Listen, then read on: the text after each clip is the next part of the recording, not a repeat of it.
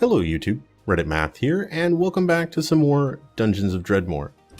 So we're going to go ahead and jump into another Going Rogue No Time to Grind, but I've given some thought to how we've been approaching the game, and I think one of the things that's really holding me back is just my own personal skill level with the game, and something that's kind of preventing me from learning and improving might be the fact that we're bouncing around to so many different play styles, one right after the other, meaning it's hard for me to learn the actual limitations of what one build can do over another.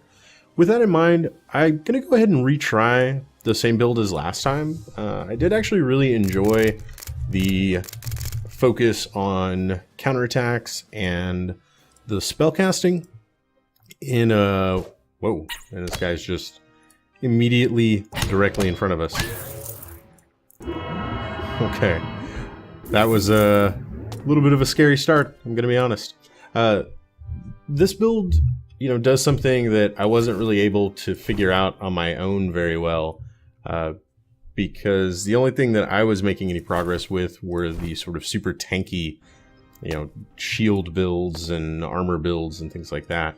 But I do like the idea of being able to use magic and being able to kind of rely on a lot of dodging and counterattacks. I think that's really neat, and this is, something that people better than myself have been able to defeat the game with, so I'm confident that it's not the build's problem. Make sure that, I don't need to focus on two different things, one being my skill at playing the game, as well as my skill choices when coming into a build every time. I think that simplification, might give me a better opportunity to learn and could just get a little bit better overall. This very first floor, we're going to heavily kind of rely on Deathly Hex here to be our big gun. We really just need it though until we can level up one time and start gaining more and more abilities. Alright, crossbow. I don't think I've had a crossbow a single time so far. Oh man, I really can't afford to just be randomly walking into traps like that either. So Radiant Aura. Go and eat something. Pop a door.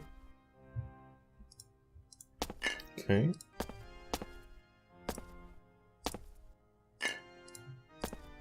And nothing in here but some traps. Traps are actually really nice for us on the first floor. They're a good source of just sort of free experience, which is fantastic. We're about to level up already. Like if this door is locked. Nope. Like a pick lock or something could very easily get us our first level up. Let's see, we've got this area down here.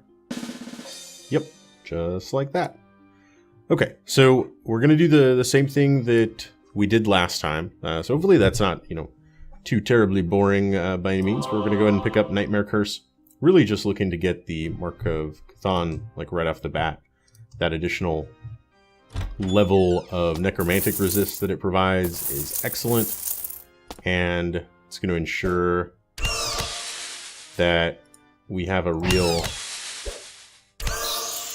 melee talent that we can actually use to stand toe-to-toe with things. I need to remember early on we're still a pretty squishy little guy. We should probably be using our mana more for spellcasting than anything else. Back this way and down. Also, we've got the vending machines on the starting area as we do, and last time I did eventually find that mana became a little bit of a sore spot from time to time. Nope, I'm just going to avoid it.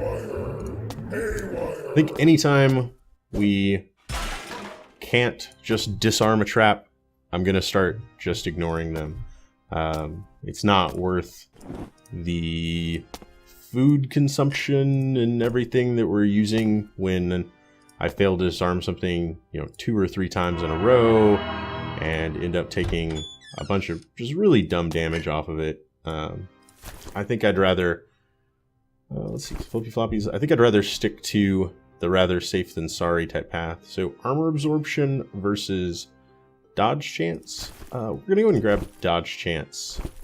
I think that's going to be our bread and butter. 1 point's probably not going to make much of a difference either way, but I'd rather start stacking up early for dodge and counters. Some wizard keys. And some alcohol. Alright. Heroic vandalism. Man, there's a lot of teleporters in this room. Also, a lot of traps in this room. It's like the hub world of the whole place. Like, I imagine being able to get almost everywhere from right here. Alright, and just like that, we're already up to Necromancy level 3, which is going to kind of do it for Necromancy for a bit. We'll be polishing up the burglary and fungal art skills next.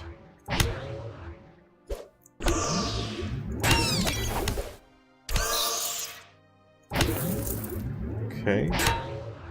That's going pretty well. And this is the stuff I'm talking about, kind of learning the ins and outs of the build rather than just immediately moving on to something else that we then need to learn the ins and outs of. Also, maybe not Nightmare Curse. Let's make that mark, make that the curse, and then we'll make that Radiant Aura and that the switcheroo. We never used the switcheroo like a single time the last time. It's not like it would have saved us. I think we just got in over our heads. I have rewatched the end of the last video, and I think we should have realized sooner that there were way too many enemies in that room. You know, we just got a little bit cocky, opened a door, and there were 4 guys in there. I just kind of marched right in, killed one of them, took a little bit of damage, retreated, took a little bit more damage killing the next guy, and then got a little bit unlucky. You know, I think I can say that it wasn't entirely predictable that we were at like 2/3 health, we attacked, got countered and hit in one turn, and that took us down to just no health remaining. And then trying to run away, we had the misfortune of that enemy being capable of ranged attacks, and you know, he just took us out from range. Oh, hello, Mr. Diggle. Yeah. See, those guys, if they get in close, are still quite the challenge. Let's go ahead and mark up. How does this do? I don't really think it's increasing our spell power too much. Primarily just our short-range attacking ability. Oh, well, only teleported us like 10 feet away. We've got to go back the way we came and then up, it looks like. Go ahead this way.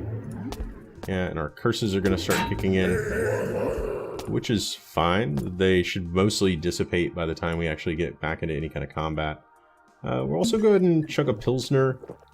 This is the part where upkeep becomes a little bit of a pain as our mana regen isn't super strong right now. And that sort of means that our spell power is reduced a bit, as we can't just cast Deathly Hex anytime and every time we want to. But there's a fair amount of alcohol just hanging out there. That was nice. Doing well on HP though. Just gonna need to keep an eye on the mana. Yeah. Alright, just learned how to make a fancy omnipotent sword. Oh, click on the bookshelf. Oh, nice. And we just learned how to make a potion of lively regeneration. Also got ourselves a sweet barbecue grill. Let's go ahead and cook up a steak on that thing. And then, yeah, we'll head this way next. Still probably no items on us that are worth trying to beef up with the anvil. And as you can see, I've let my mana dwindle to nothingness. So our buff from the Mark of Chthon wore off. I need to get better at dealing with that. Yeah, nothing we're really going to want to spend that on. We'll go ahead and hold on to it for now, with the hope that later sees more benefit out of it. Okay. I think we might want to just hold off on casting the Mark of Chthon early on. Instead stick to... Oh, that is Siegfried. Instead stick to being mostly a spellcaster in order... Don't like Siegfried being on the loose somewhere nearby. And there he comes. And put him to sleep for a little bit. Oh. Okay, there we go. I was about to say it did not put him to sleep. But it got him eventually. And that's doing a decent enough job of wearing him down. Yeah, but I think, so early on, I think we're better served not worrying. Ooh, what just nailed me? Oh, the, yeah. Probably the curse. Okay. Your health is low. Something. Oh, right. That's what did it. Our radiant aura wore off. More mana.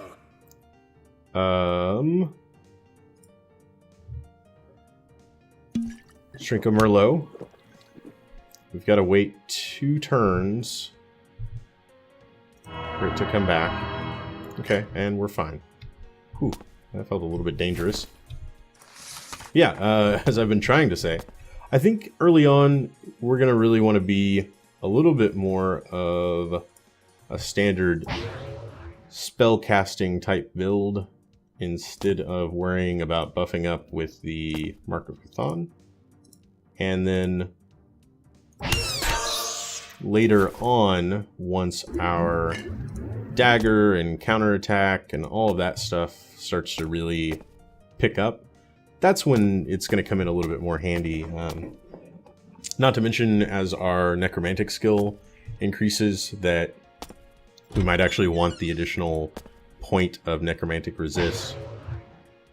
Okay. But early on, trying to keep the Mark of Chthon active is basically just giving up on ever being able to cast the Hex spell. And I think it's too strong to just ignore. You must use the item Mlojaf, the Immeasurable Apology, on the Eyeball Shrine. Only then can Lord Dredmor's 97th Brigade, the Knives of Grimoire, be summoned and defeated. Oh, it's a little kitty cat. Okay. Well, gonna enable down here. We don't know where the Eyeball Shrine is yet on this level, so we'll just keep exploring around and see if we can't come across it. Okay. Empty room. Got some throwing knives. I don't think I've ever had throwing knives before. Actually a pretty decent throwing glass weapon. Is this just... Nope, toxic gas. Never mind. Thought it said anti-magic spewer for just a second there. It was like, oh, well, that won't be too bad if it goes off in our face. But something like a gas mine, you know, basically I think that could kill us if we were not careful. Alright, and we found the Eyeball Shrine. Yeah, I was like, I saw the gargoyle, I knew there had to be a trap around there somewhere. So finding the Eyeball Shrine, I actually think this is really great, because we're only 8 points away from a level.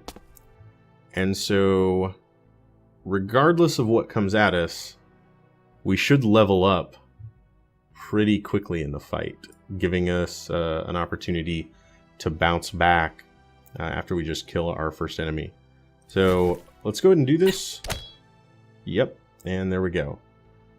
And baddie, baddie, baddie, and then there's more stuff that got summoned up above us. Alright. Ooh. And that heal is going to come in handy for that reason right there. So, burglary for lucky pick. and that'll give us some more trap affinity and everything. Very useful for dealing with stuff like that. Still 45 though. Man, I would have expected that to have gotten better. Okay. So I'll be honest, I don't entirely understand like the reason for Lucky Pick to be your second skill. I think that could probably be pushed. I'd kind of rather have something like the maybe the fungal art skill for the slime herder as soon as possible. Also, did we not like complete the side quest? Is that not a thing? Yeah, okay. But it's still in progress because there's got to be one of them. Okay, I just saw the update. The little baddie is no longer afraid and turns to fight. I don't think it would have summoned them on the other side of the doors, would it? Is it possible, like, one of them fled down here? No? Because we'd be seeing them on our minimap then, right? Okay. Then maybe they did, just pop over this way somehow. This is one of them right here. Yep, and it was one of them right there. Okay, and we got Argabel, the irradiated aether for it, which is nice. We don't have any gloves otherwise. That's going to give us enemy dodge reduction and some block chance. Okay. Oh, that's not good. Our radiant aura wore off. Let's just pop you with a couple of quick deathly hexes and then finish you off with a sword over the top of your head. Crafts dispenser. Now is this...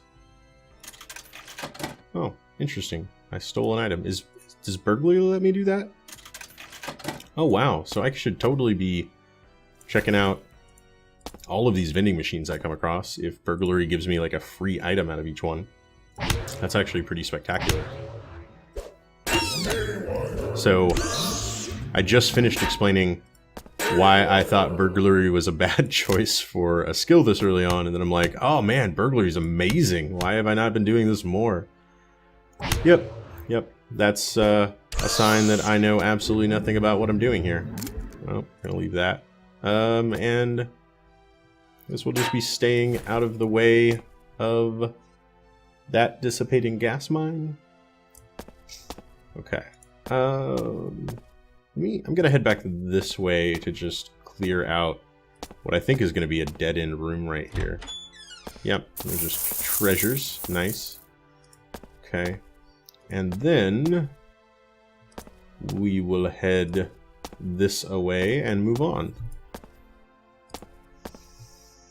Now, I don't entirely know, like, I don't know if maybe Lucky Pick, like, I don't know how it interacts with us lockpicking doors, if it means that we're always successful, or what exactly, or, like, greatly increases our chances of being successful. I'm not entirely sure on that. Okay, we do have one more diggle somewhere, which makes me hesitant to walk large distances at a time because they can kind of pop up and you won't get a chance to cancel your action, really. Alright. And we found a shop. Lovely. What do we got here? The Angsty Blade of the Anti-Hero. That thing's amazing. We're not going to be using it, though. Cool shield. Probably more our speed, although it's got a -2 to enemy dodge reduction, so it doesn't hit as often. Man, it's not really all that great. Just go ahead and sell off. Oh, that's actually a sword. Oh, that's actually a great sword. Forged in the maw of a volcano, this quote-unquote sword is edged with obsidian prismatic blades. Okay. So sell that. Sell that. We'll sell that. We'll sell that. Yep. We're already wearing flippy floppies. Sort. bunch of potions. These are like the crafting stuff, so I want to sell those. Hold on to the loot fisk, hold on to the food. We're probably going to want to make basically our entire quick bar will probably turn into mushrooms at some point. Go ahead and start doing that right about now. And something like that anyway. Okay. And then we'll sell that. I don't want any of these regions for crafting. That's another thing that's just maybe a little bit beyond me as a new player. The crafting items and systems, I feel like I'd have to have like a guide and opened on another page to suss out what I was supposed to be building and when, and that's not really my idea of super enjoyable gameplay. So, alright, we made a little bit of a profit. Didn't get any items. Noticed I had a cool sword in my inventory though. Oh, there's a blobby right there that I didn't see. Speaking of cool swords, there's also just this random amazing sword laying right there. Okay. Like, this might be the best weapon I've ever had in the entire game, and it was literally just on the ground waiting for me to pick it up. Nope. Okay. The first floor still got a little bit down that way. Go ahead and pop that baddie a couple times. So we're gonna head down, down. Yeah, I'm pretty actually excited about where are all these guys coming from. I've been this way. Okay. There we go. The offensive capabilities that the weapons we've gotten so far present, that's going to definitely be a plus for us here. Gonna go with nightcap. Open door. Ah, sweet. Krong's anvils. I had let those slip my mind. So that got blessed. It is now providing 1 transmutative damage. Go ahead and... Oh, never mind. Obviously that's no longer in use. Let's go back to the other Krong's anvil. And we're also going to pass this while we're here. Might as well cook up our other steak. Also start stealing things as we pass back by the vending machine here. Alright. He is pleased by you. Alright. Gained some trap affinity and also magic resist. Alright. Not bad, not bad. Man, and that is just... That sword has quickly grown to be very, very strong. Like, I can one-shot the things. I like one-shotting things. It's probably my favorite number of shots to do to things. I'm just saying. Alright. And Radiant Aura up. Yep, yep. Shoot you with that. Finish you with that. Very nice. This is probably a trap. That was not a trap. I don't know what that did otherwise. Okay. Just gave us a cool wah sound effect.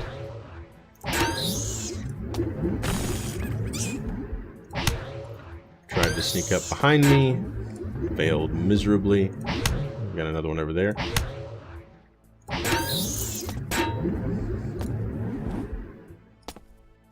Now we are...